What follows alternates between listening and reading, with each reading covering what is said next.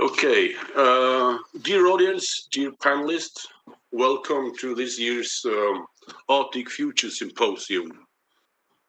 We have panels and speakers sitting around the Arctic, and what we are going to discuss in this first session today, on this 3 days symposium, is the Arctic community needs and preparedness. That's what we have called it. What kind of challenges do Arctic societies face, and how can we prepare for these challenges?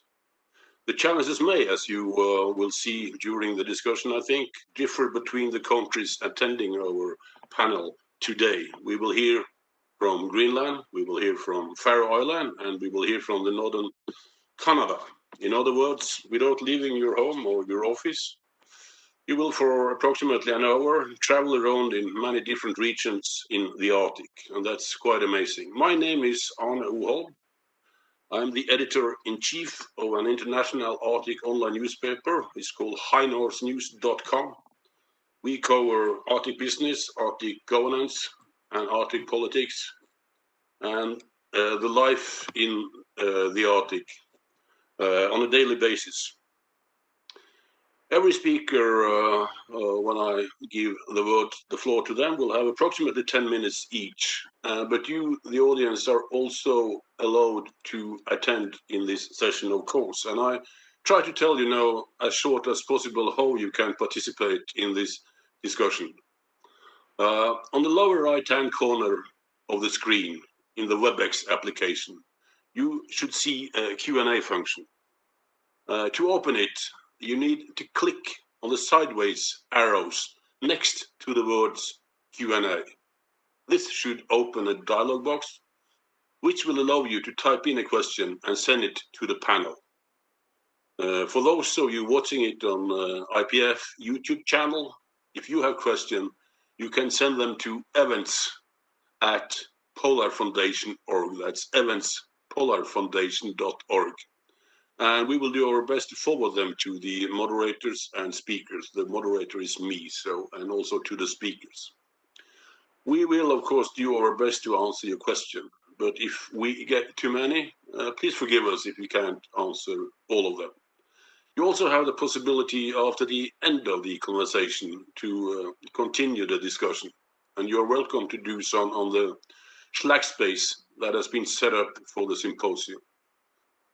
The link to join the Slack space was sent in the invitation you received by email to join today's webinar. And we will post it again in the Q&A at the end of this session. Remember that each panel session has its own channel.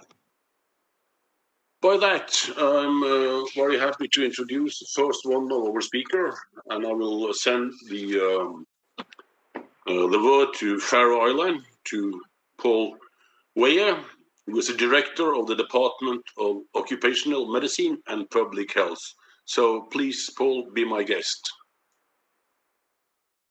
Thank you, Arne. I've been asked to talk about how we have managed the COVID-19 pandemic in the Faroes.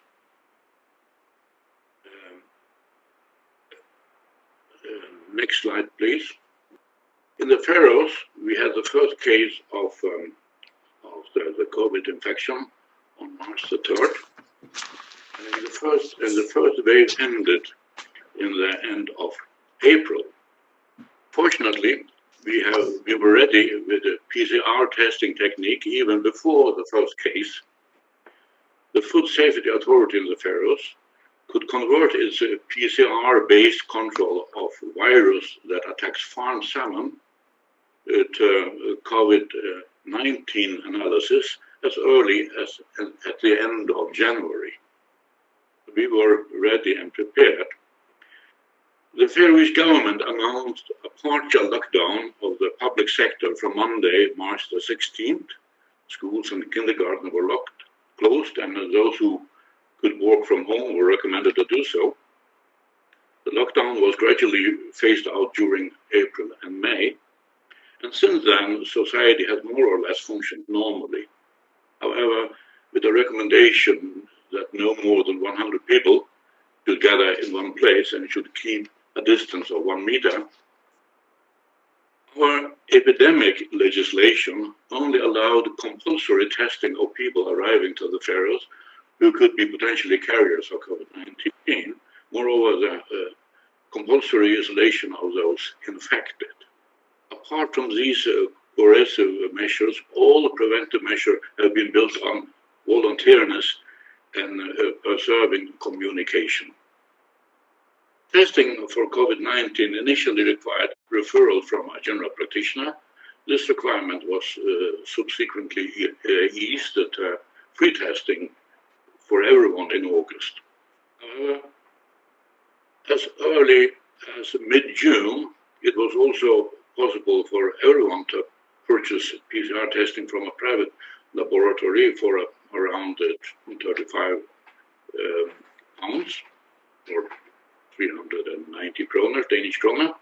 This meant a great expansion of the test capacity of the Faroes to meet all the demands and deliver results within 24 hours. The chief medical officer contacted all those infected with COVID-19, and at first they were quarantined for 14 days, and that has been eased to 10 days later. The chief medical officer traced all contacts 2 days back from the day of confirmed infection. Anyone with close contact within 2 meters for 50 minutes or direct contact was recommended to go into a quarantine. And everyone followed this recommendation. A study of antibodies later showed that the frequency of infection was 10 times higher among those in quarantine than in the general population. Compulsory testing of everyone entering the country by air and ship was introduced on June 20th. And despite many warnings in the media, there was a new outbreak in connection with the celebration of our St. Olaf's Day, a national day of celebration, with great gatherings of people from all over the country and many guests from abroad.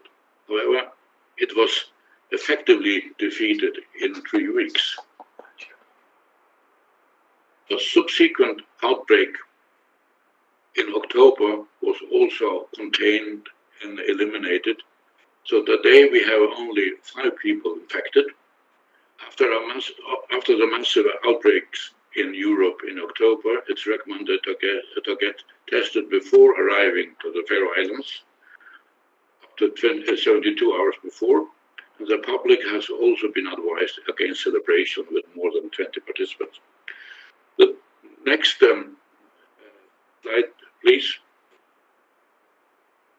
The total number of people infected is 500, and a total of 168,000 tests have been carried out, which is more than 3 times the population. We have no deaths, only a few admissions to hospitals, and only 3 have been in intensive care. We have offered all corona positive from the first wave of an examination for late complication, and we have started the unreported numbers with random samples from the population and found that the number of unreported is quite low. So, what is the reason for the good results achieved on a largely voluntary basis?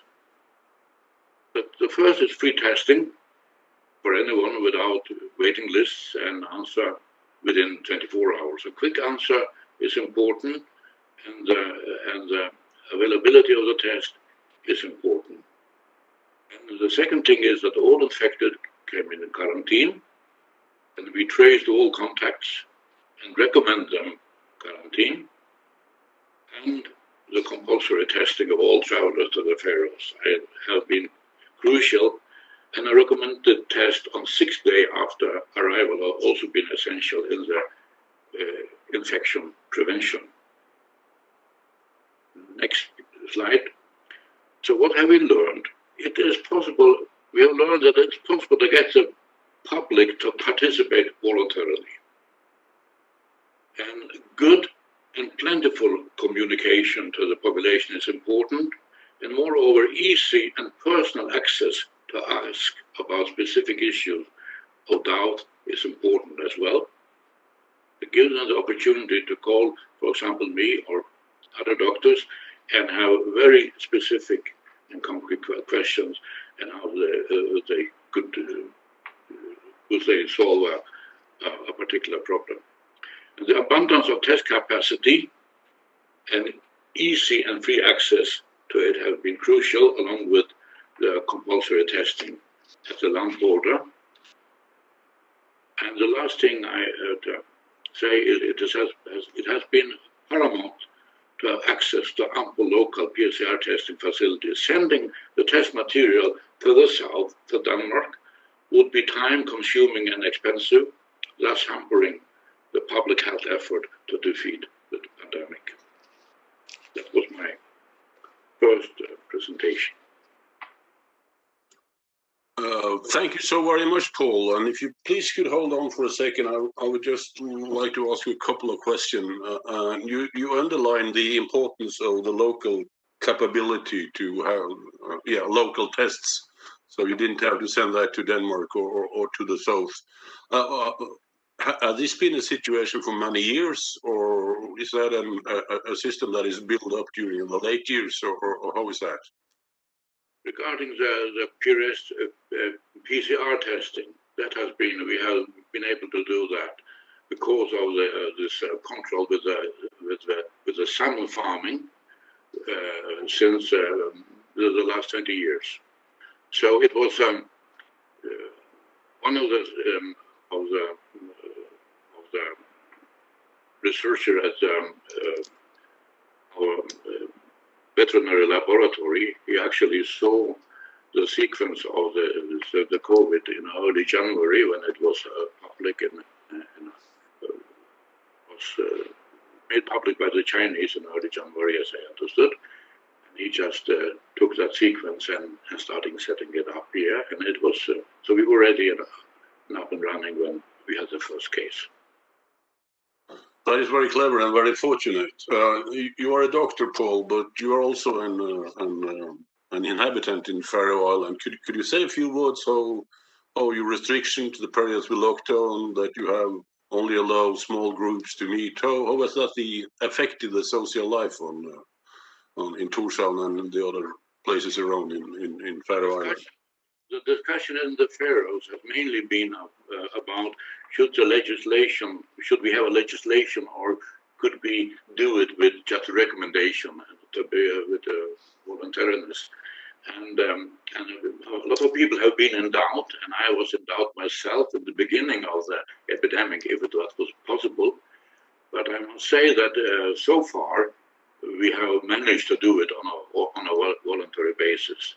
The only thing is, if you come to the Faroes, we can use the legislation saying we ask you to give a test, and if not, you will be rejected, not allowed to enter the country. And the second thing is, if you become infected, you have to become isolated. Otherwise, it's only been entirely voluntary. But I think that in a small society like ours, it's possible to make a very intensive communication, and people who are in doubt could, for example, call me. I've been as a kind of a corona advisor, so the access has been very free and easy to establish that contact. And for example, there was in the beginning a lot of wishes from the workplaces, from offices, from factories, and so to have a visit and come on location to see how it can be arranged with plexiglass and protection and so. For example, our fishing industry, both the farming, the salmon farming, and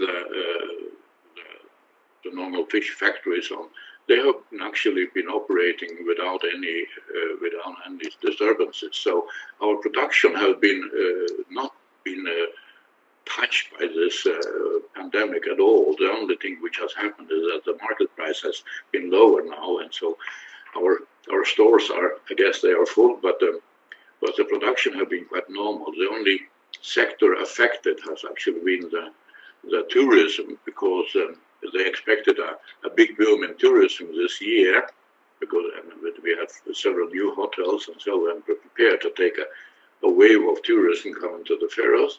But that was a big disappointment. But they hope for the next summer.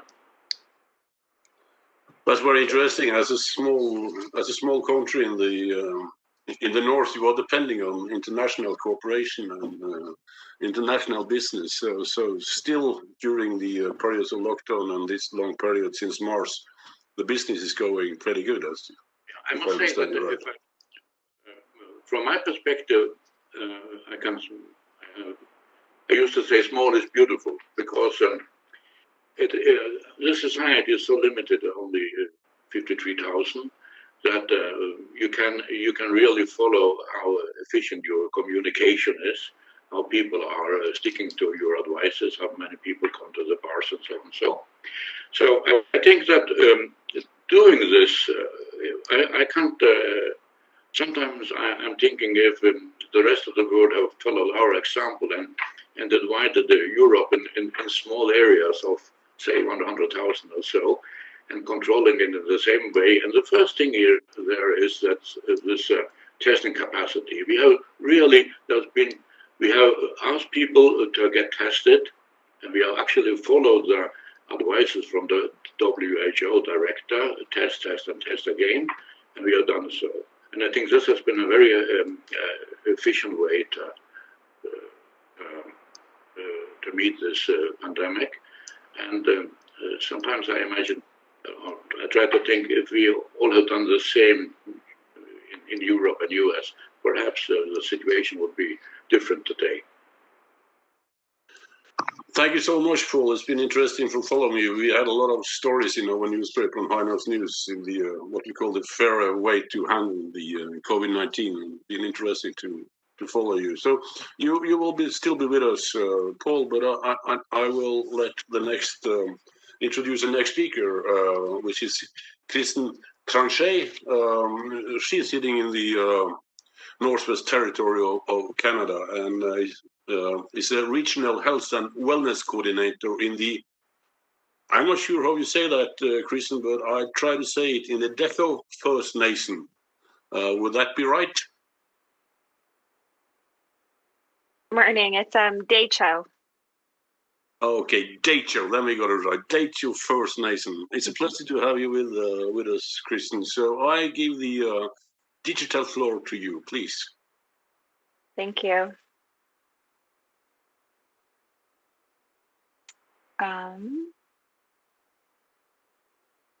There we go. Good morning, good afternoon, everyone. So the kwe gotsea ate, semo Kathy Tanche uje, seta Gunnar Paulson uje, Dehcho First Nations, Goga, Ega, Linda. I'm from Fort Simpson, Lutokwe in the Northwest Territories. My mother is Kathy Tanche, and she is Lutokwe First Nation. And my father is Gunnar Paulson. He's of Icelandic and Canadian descent. I currently work for my regional Indigenous government, Dehcho First Nations. In 2018, I was part of the 4th cohort with the Jane Glassco Northern Fellowship. And it was through that Northern Policy Leadership Program that I began to research addictions programming in the Northwest Territories. In order to tell you all about my work, I need to start at the beginning of my personal journey because the two are very linked. I grew up mainly in Northern Canada and spent some time in Southern Canada as a young child. I don't think anyone escapes struggles in life, and like anyone else, I grew up with my own struggles and issues. I started drinking at a very young age and partying and just never stopped. It really began to impact my life in a really negative way. There were times that I reached out for help through our community services, and it was really difficult to find culturally relevant services in my largely Indigenous community that worked for me.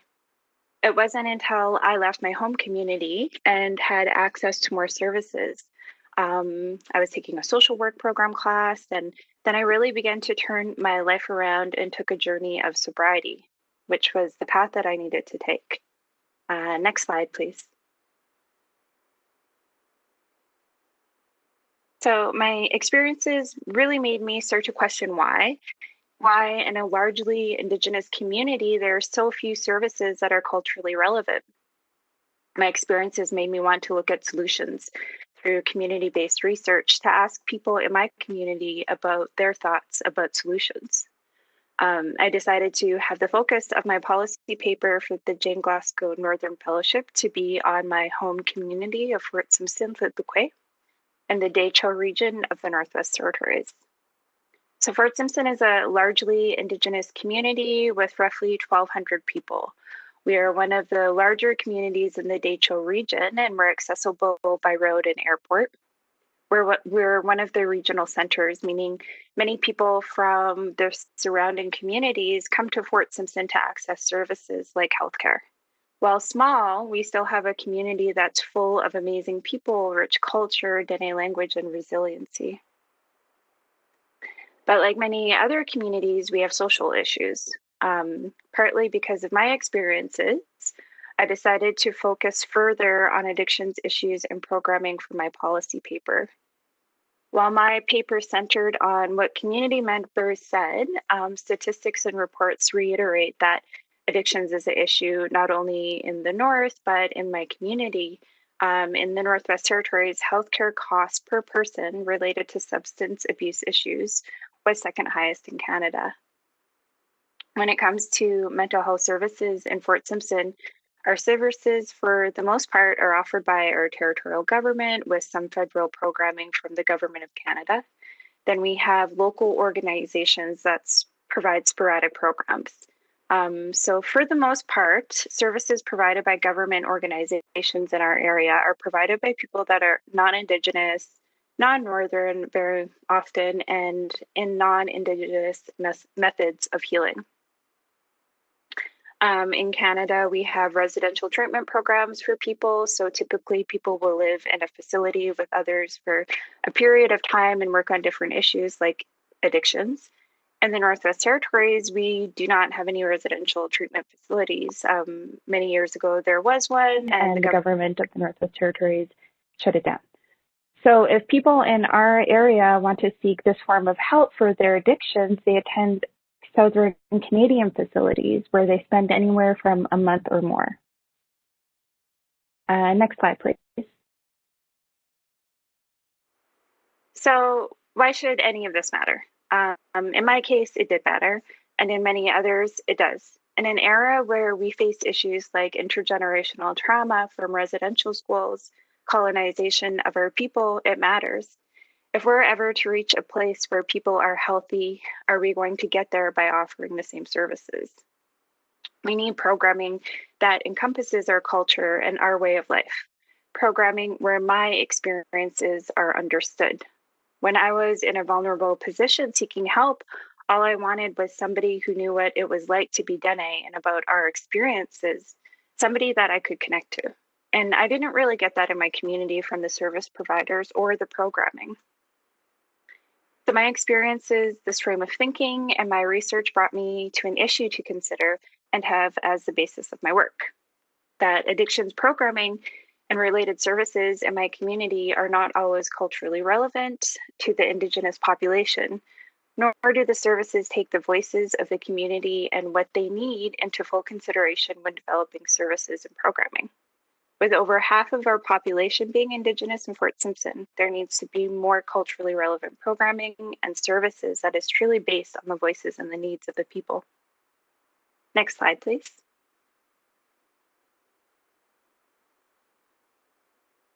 So my journey began. I spoke to community members about solutions. I recorded and had our conversations transcribed so I could look at different themes and commonalities of what the people were saying. Because of the nature of the conversations I was having, I decided to treat each conversation as confidential.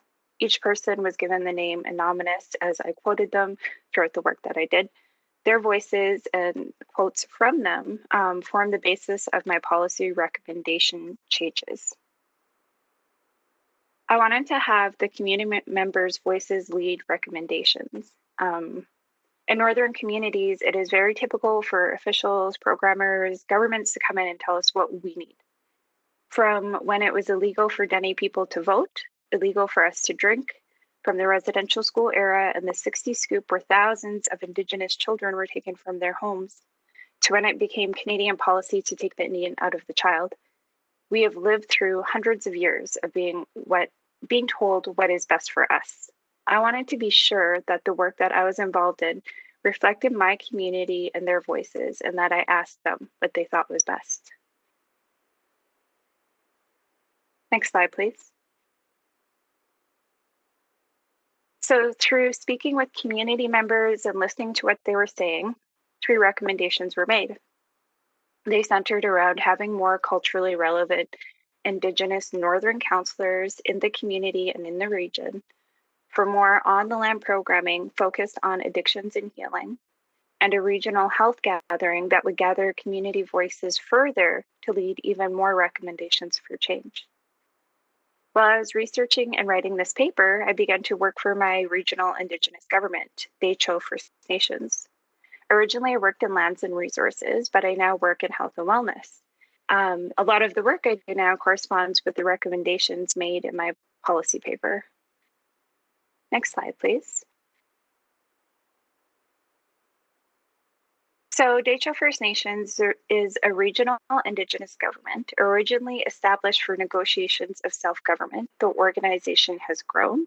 We're still in negotiations for self-government, and it's still a main focus, but Dehcho First Nations has grown. There is now a lands division, education, and health division.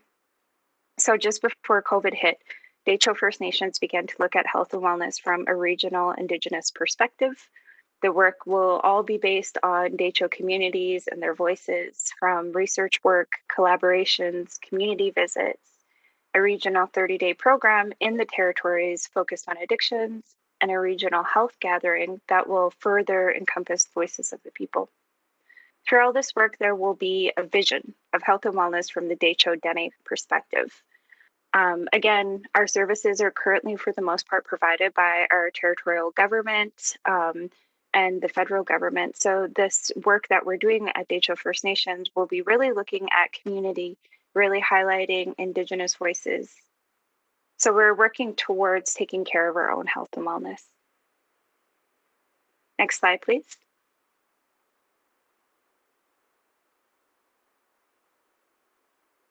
So what I've seen not only in my personal experiences, but within my research work and my position with Dehcho First Nation, is that all too often decisions are made for Northern people about their well-being through policy programs, research priorities, without asking the actual people. Community members in the North are the ones who know their communities best.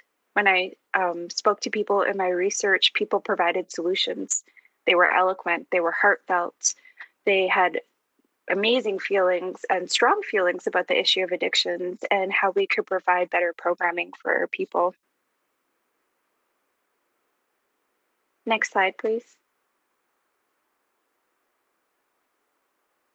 Through my current work for Dehcho First Nations, I work with that same frame of thinking that the people have the answers. They are the ones that I turn to in my work.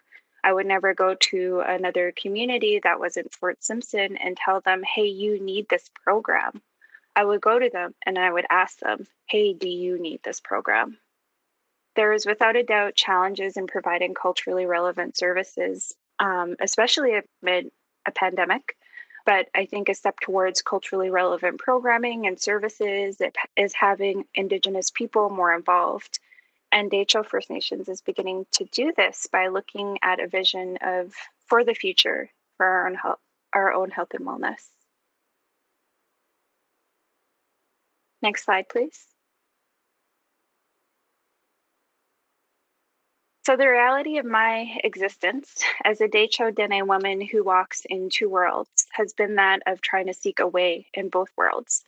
It is through connecting with my land, my culture, and my people that I have found my own health and wellness. An elder told me once, it's simple. People need to return to the land to be healthy. So that is what I hope for my future children and for the Dehcho people, that one day we will be able to access services that are culturally relevant, that include the land, that are on the land, because the land is where a lot of our cultural practices come from. And I know this is possible, not just because it has to be, but because we have a community and a region, a territory that is rich in culture, land, resiliency, and hope. Masicha. Thank you. Thank you so very much, Kristen Tanche. It's very good to listen to you. If I may, I had the pleasure a couple of years ago to meet Mary Simon, which we awarded with a High North Hero Prize. I don't know if you know Mary Simon. She's one of the funders. No. She's one of the funders of Arctic Council, and she got the prize because of her work for Indigenous people in the northern part of Canada, which she has been struggling for many years. And in a way, you remind me a little bit, but about her, because one of her main point was to talk about the problems, to talk about the issues, to be honest about the problem, the sexual abuse, the suicide, the addiction. And you use yourself as a story to explain how the life can be struggling. So this hasn't always been like that your people has been talking about these problems. Am I right? Mm-hmm. It's been a while, yeah. I think my generation is one that really experiences the intergenerational trauma, the passing of the things that have happened to our elders and the people before us. I introduce myself in my language, but I do not know my language fluently. And this is because my ancestors were told that their language was not good, their culture was not good. And so in a way to kind of start to reclaim my culture and my language, I take baby steps. And one of those baby steps is doing an introduction in that way.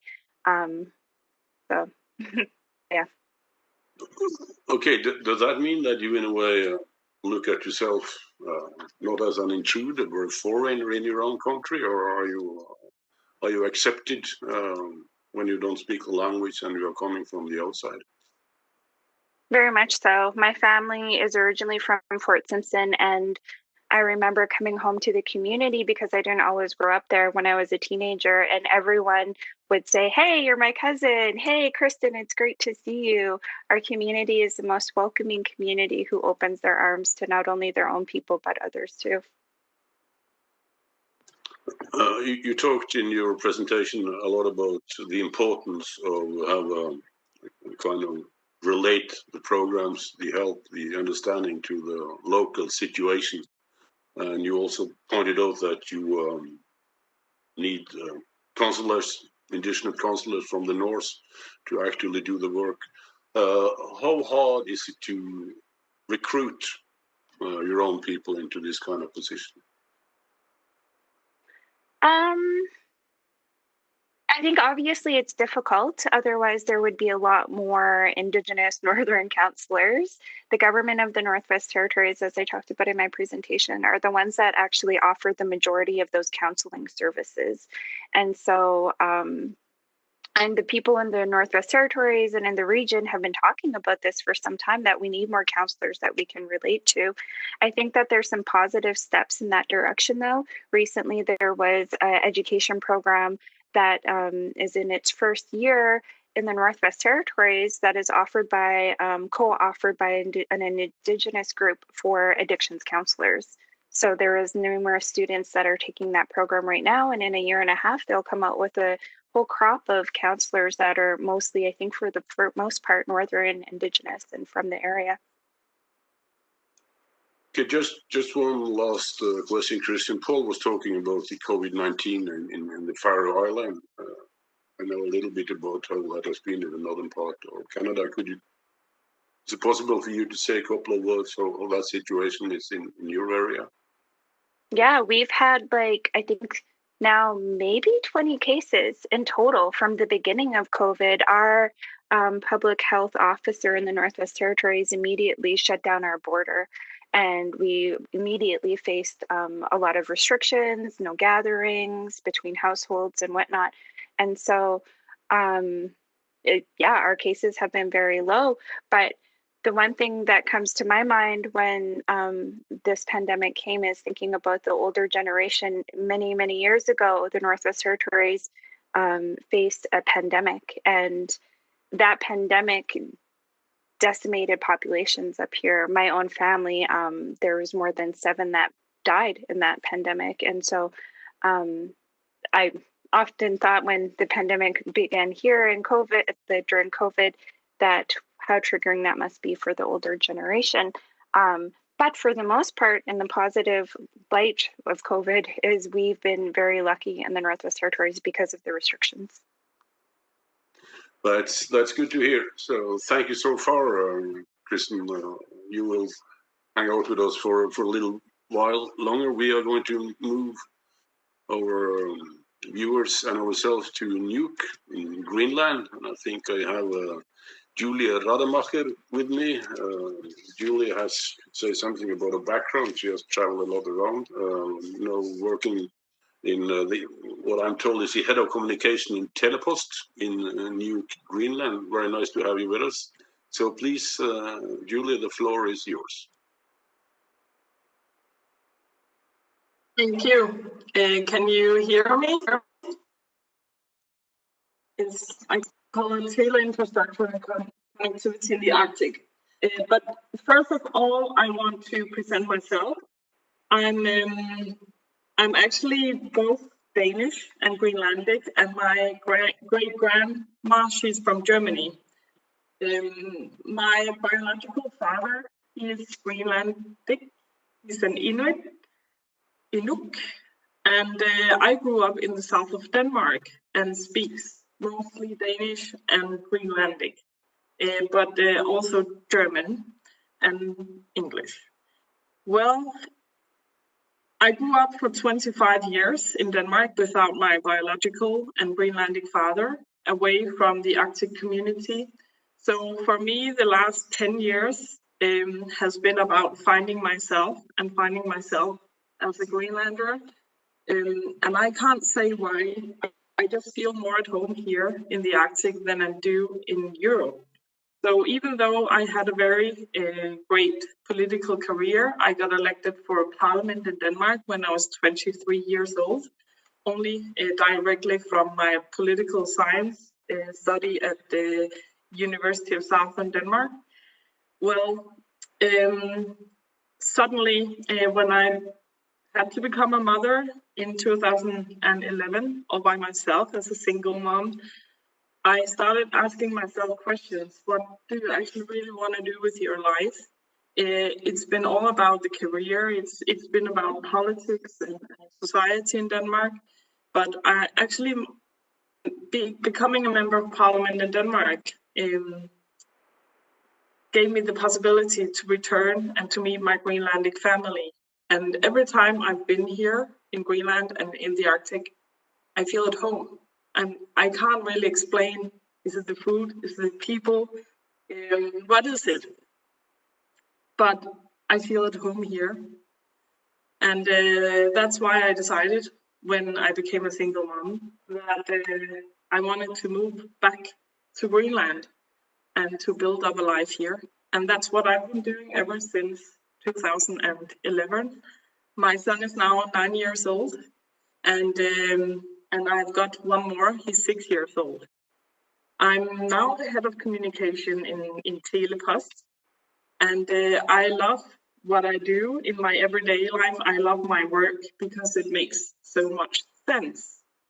And I've created a presentation with a lot of pictures for you because I think we live in the most beautiful place on earth. So I wanted to show you, but also to show you the challenges we face in building tele infrastructure, but also to make a discussion about what kind of possibilities this gives our society, and also through Corona crisis, but also in the small settlements. We are a huge country with so many square kilometers, but very few people. So we are one nation, but we have many local cultures built all over Greenland. So we have a society that's built via small island societies. That's why it's so important that we can all be connected today. And I'm very proud to present this for you with the Tele infrastructure and connectivity in the Arctic, because I think the digital revolution in Greenland is going to have a big impact on the well-being and also the possibilities for the people now and in the future. We have invested in a submarine cable in 2007 and 8. It was finished in 2009, and it makes it possible today to connect more than 92% to flat rate access high-speed internet. So what I present now are the numbers of the digital revolution in Greenland. Actually, it's very expensive to build tele infrastructure and infrastructure in the Arctic. But even though we succeeded this year to lower our prices with more than 25%, so more people all over Greenland can afford buying internet. Before it was very expensive, now it's less expensive. And we can see that because more people in the settlements buy our products. And we can see that data quantity, you know, like the amount of data we sent into the settlements and out of the settlements, it has risen over 900% in 1 year. From 2019 to 2020. And also the number of settlements with flat rate internet, it has also risen from 34% in the beginning of 2019 to 47% today.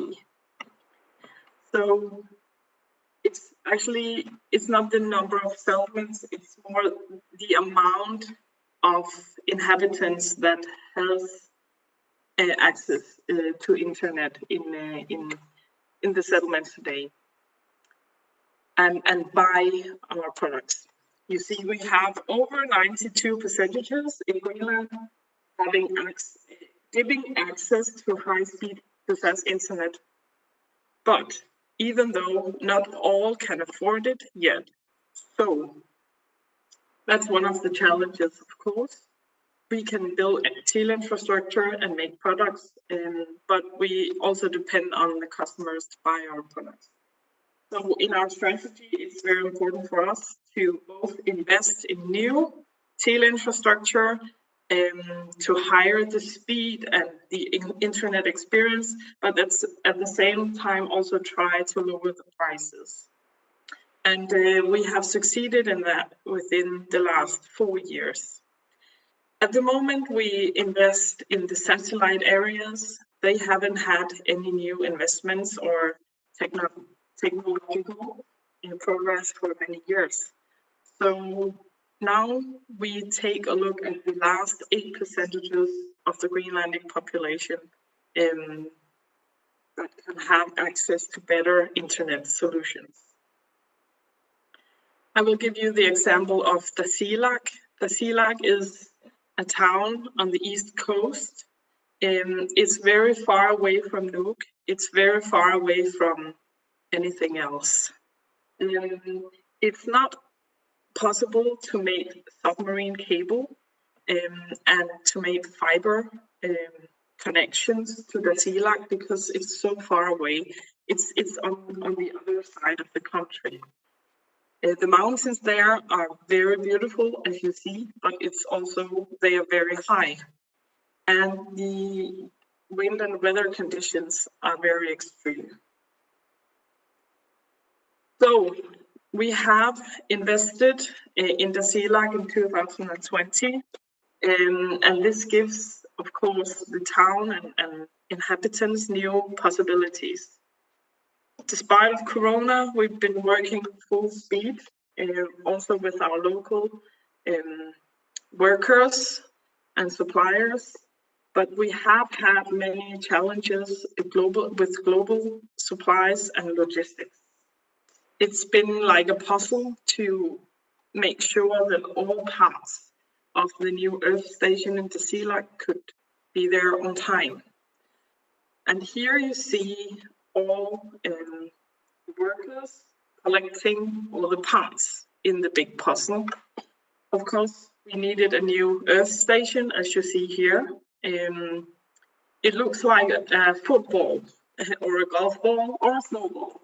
And inside of that, the new Earth station is. And what is an Earth station?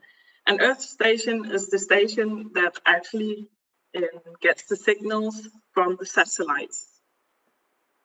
So from the Earth station, you need cables, and local infrastructure has been improved to make the speed from the Earth station to the town and also for all the settlements around the SELAC even better now than before.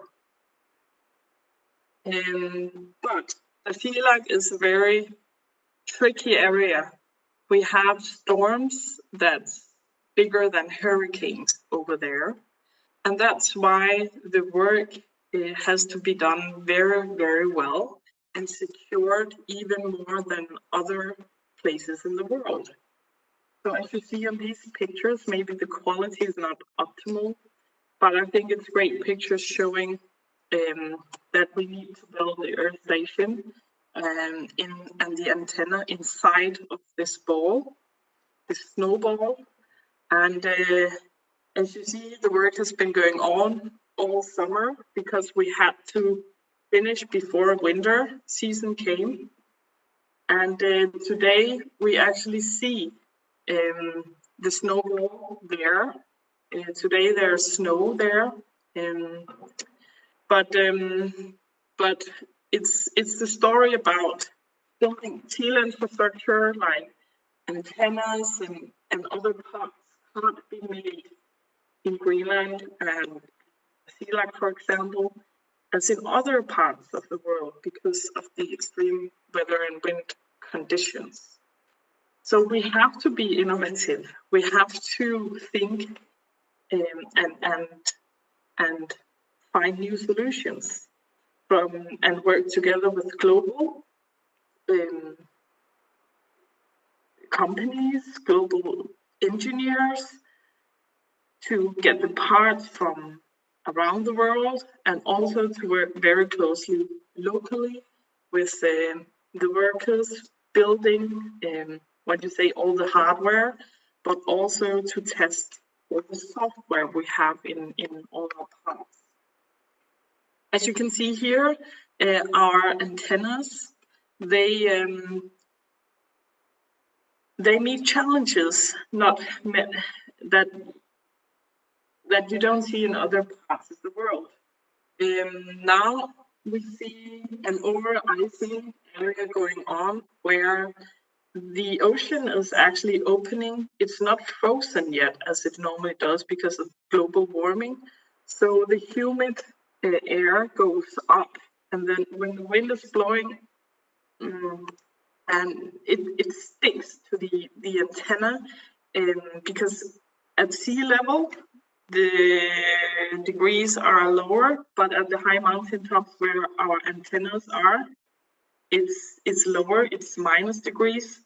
So the humid air sticks to the antennas, and when they have done that a couple of days, like in a storm, sometimes we get over-icing of our equipment. And this is a picture of the equipment at the moment. We also have beautiful days. We have very beautiful climate challenges, but it's also challenging to be up there. So this morning, I spoke to a couple of from our staff. They have been sleeping now for 2 nights up there on the mountain top because they couldn't come down with the helicopter yesterday because there are some technical issues with the helicopter in the north where we had some troubles. So for 2 nights, our staff has been sleeping on the mountaintops beside the antennas in a small cabin. And we have actually built these cabins and they are secured so they can face polar bears and also so they can face the very extreme weather conditions up there. We hope to see our colleagues down here today. And here you can see in the south of Greenland, it looks more like in other parts of the world where you have a cozy town and you also have the antenna standing there and picking up signals from satellites. And this photo I wanted to show you to tell you a story about. This is why we build the infrastructure. It's to work for the next generation, for all the people inside the houses, for all the old people, for all the young people, to be connected. And it means a lot for not only our company, but also for Greenland, that more than 92% now have access to high-speed flat rate internet. And also on all our schools, we give access to internet for free.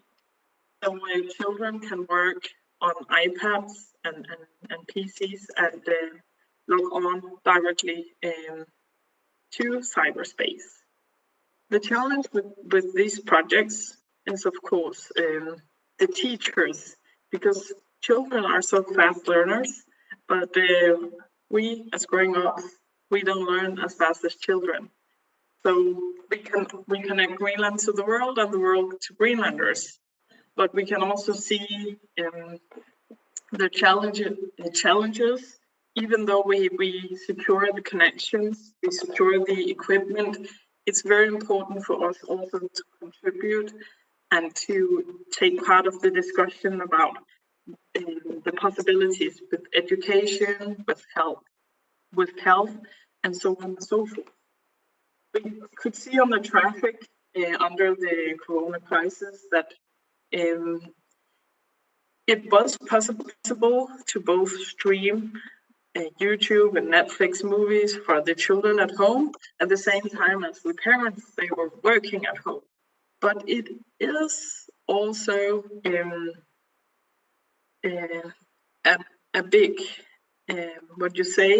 step for many of our employees to work at home. We had one situation where one from our customers... Julia, may I ask you to round up so we have room for a few questions? Yeah, sure. Okay, I wasn't meaning to interrupt you so suddenly, but if that's okay, do you have a final word? Or? Yeah, I just want to say that we can see that during the Corona crisis, we have made virtual meetings possible. We have also contributed with Corona hotline, but I think that people get lonely, and we can also see that with our employees, that it's very stressful and it's also very challenging for many to work at home, especially also to work at home with kids. And even though we connect all of Greenland, we also made some very difficult decisions under Corona crisis. We had to split up our company in an A and B team, so we, no matter the pandemic, could secure the company and the connections. And it's been a rough year in many ways, but it's also been a year where digitization has been really it's been remarkable how much data and how much traffic we can see online. And we also want to start the discussion, does this make us like more clever or healthier, or do we just entertain ourselves on the internet? So that's why we also want to contribute to the health and to education, and to focus on next generation and how we are actually digital. And so we secure that the next generations do not just entertain themselves, but they also exactly open their spirit and they get educated worldwide through the internet. Thank you so much, Julie Rademacher, for your introduction. You, at the end of your speech, you probably talked about problems that everybody is confronted with these days. I think we have got some questions from the audience. That's why I had to interrupt now, because we have only a few minutes left. One of the questions is back to you, Julia. It's about the ownership and the investors behind the telepost. Who is paying for this? Where does the money come from? If you shortly briefly can say something about that. Well, we are owned by the people. We are a very socialistic society, and actually, our very socialistic society get funds from the Danes. So in many ways, we made it through because our economy is not that bad, because we get, you can say, we get money from Denmark every year, and we also have a very socialistic economy based on for example, fishery products. And so for us, Corona has not been as bad as in other parts of the world. But we are of course a company, and we are owned by the people, and therefore our customers actually also owns us at some points. And our board in the company are chosen by our self-rule government, and they are chosen by the parliament, and they are chosen by the people. So in that sense, our customers are also the people. So great. You said we work for the people. Yeah, great. You said just shortly again. You said that some 47% of the population, or the settlements, I guess, have the access to the internet now. That means that 63% doesn't have it. What kind of difference does that make on the society between people? Yeah, that's a question we actually ask ourselves at the moment. And we are right now working on a new strategy for the next couple of years. So these discussions we have inside the company, and it's very interesting to follow, because we would like for all to be connected in Greenland, but it's also very expensive, of course, at the same time, to build Tele infrastructure. If we need to follow up, if now we have 4G, are we going to have like 5G, and what about 6G when it comes? And also to invest in areas where so few people lives that it's not affordable in a, what you say, in a private capitalized economy. People wouldn't invest in these areas. It's Tele infrastructure, they couldn't pay for it. But we do that here in Greenland because we want all to be connected. So we still have higher prices because we also need to invest in these very remote areas and small settlements, and also have these very rough wind and weather conditions we work under. So it's a balance between, as I said, like invest in new technology and Tele infrastructure to secure the future at the same time as giving more and more access and lower the prices. Yeah. Thank you so much. A quick question to Kristen as well, if you are with us. I think that is into what you are talking about. There is a question for you Like, in your opinion, are there sufficient programs to help indigenous communities learn more about their culture and language? How about that, Kristen? I think we're getting there. I think that there needs to be more work. There's a huge disconnect from a lot of the generations and our relearning of our culture. I kind of talked about that a bit. And it's actually through on the land cultural programs that I started to reconnect with my culture and my land. And so I think that there needs to be more, and that Indigenous people and governments need to do a bit more in that regards. But I feel like it's a community approach where our governments and others also need to have everyone has a role to play, essentially. Great. And then I go back to Pharaoh Island, if you are with us, Paul.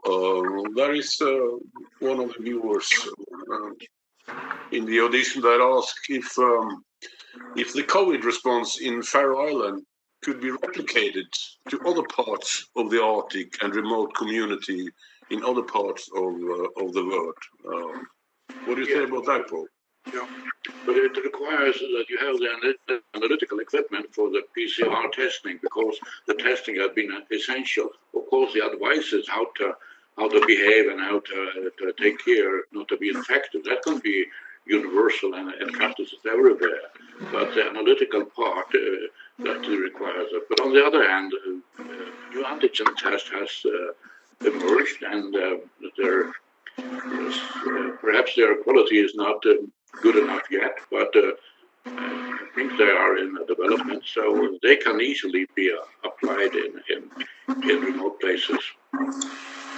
That is great. One last question to you, Paul, which actually can engage all of us around the world. Actually, in every country now we are discussing how should we celebrate the Christmas. What is the advice at Faroe Island so far? The Faroes, we will have a lot of guests from Denmark. Our young people will come home from Scandinavia, especially Denmark, and from other countries, and they are highly infected, all these societies. So we are really concerned now and ask them to take care, to take a test 3 days before they go on board a plane or a ferry, and then when they come here, they will be tested, and then we ask them to stay, to be extra careful the coming 5-6 days in order, and then take a new test. And after that, they can behave in a normal way. Thank you very much to all of you. My name is Arne Holm. If you look into the highnorthnews.com later this evening or tomorrow, you may find a story about the seminar and the webinar we just had. Thank you for all your important thoughts, your information and your advices and your wishes. So thank you, Kristen, Julia, Paul, and the audience from here. Bye-bye.